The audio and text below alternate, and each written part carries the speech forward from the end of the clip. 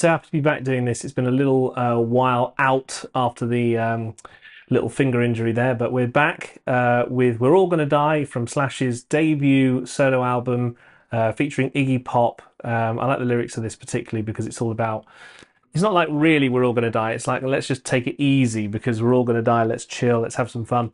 The lyrics are very Iggy Pop, the song is very Slash, it's a very hulking opening riff. I'm going to run you through how to play this, including the solo where it gets kind of a bit epic later on. But thanks for joining us. We're back. Do subscribe if you've missed what we've been doing. And anyway, let's run through the tab of this one. So when I was searching through some videos of how Slash plays this riff, it turns out there's about 1 million different ways that you can do it, but I've narrowed it right down to what seems to be the general pattern. Which is that the intro has 3 stages of the main riff. It's kind of the thinnest version, which is just power chords, a slightly thicker version which follows, and then the version with the full chord experience here. Sometimes he uses a thumb, sometimes he doesn't. I'm going to run you through those variations now. But I'm going to start with the introduction, a song in standard tuning, which is a little bit unusual for Slash. I'm going to kick it off with this main riff here. So I'm just going to play it through for you one time.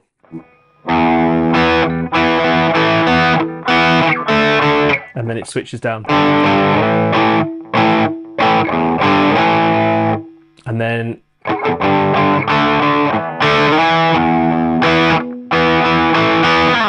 so to run it through again.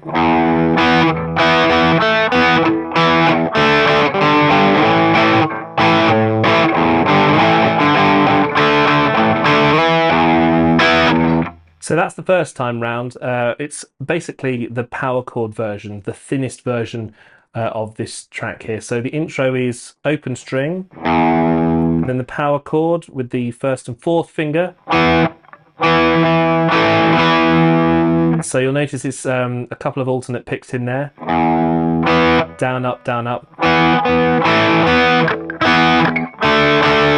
So that bit's nice alternate picking. You've got some muted notes as well.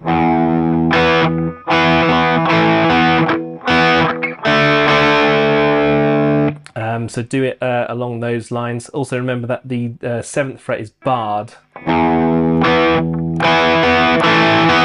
So there's no movement in the hand at this point apart from taking that 4th finger off. And then you move here. Then you're going to do a fuller version of the power chord by dropping down to the G and sliding. Sometimes Slash will do a thumb, but quite rarely. So like that. But it's so rare that I would really not recommend it. Instead, stick with the fingering pattern that I've suggested on this G here, 1, 3 and 4. Slide there. And then slide again, but pick it this time.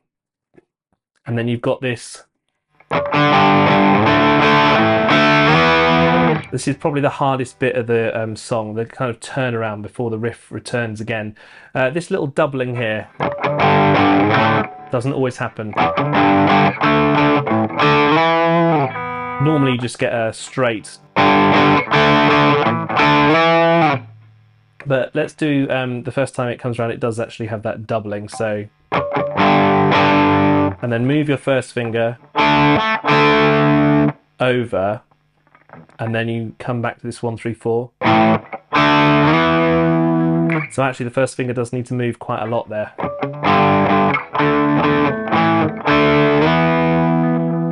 Now that's the first time that you hear the riff there, which is a beautiful little riff.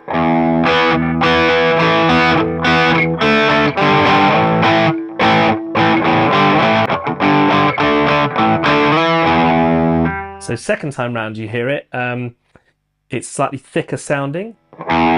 Same notes again, but this time it's a 1, 3 and a 3.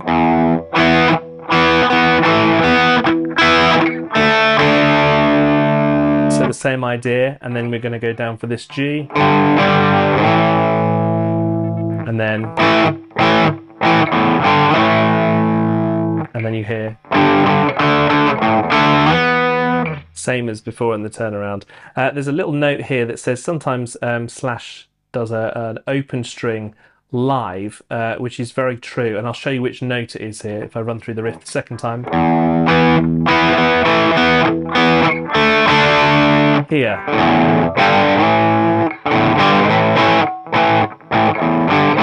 Which is quite a cool way of playing it, but that's not how it sounds on the album, so we won't do that here when I'm teaching it to you. Then we've got the turnaround, like I said. It's useful to think of this as a double finger move. Third time round now, and the riff is at its fullest, and this is what we're going to play for the rest of the track.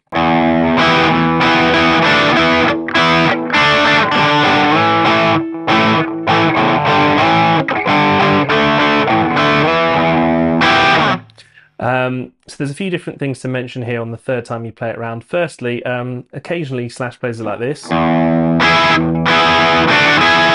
which is, I don't really know how else to say it, but a wrong note. But it happens occasionally in a live situation, so try and avoid doing that if you can. Play it with this E minor shape.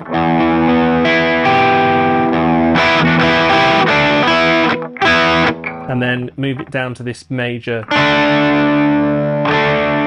on the D, and then this full chord. Again, sometimes it's a thumb, but really 90% of the time in a live situation it's a bar chord.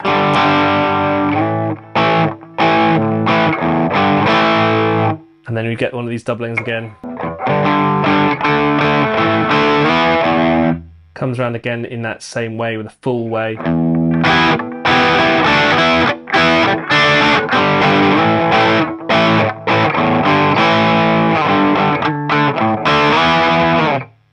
And then what happens next is verse 1, which you will get to in part 2 of our video. But thanks for checking this one out so far. I hope you can get the hang of the quite quick chord changes, particularly here.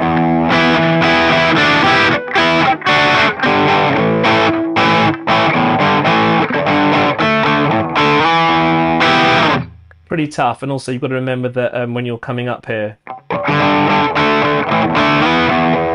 don't let your first finger get lazy and just drag. You need to move it across properly, otherwise you're going to have a little bit of horrible noise in there. That's part 1. The intro, that riff sequence is going to come round many more times, which we'll run through in this series, but we'll stop there for now. We'll pause and we'll carry on with the first time the verse comes around, which is kind of quite straightforward. That's in part 2.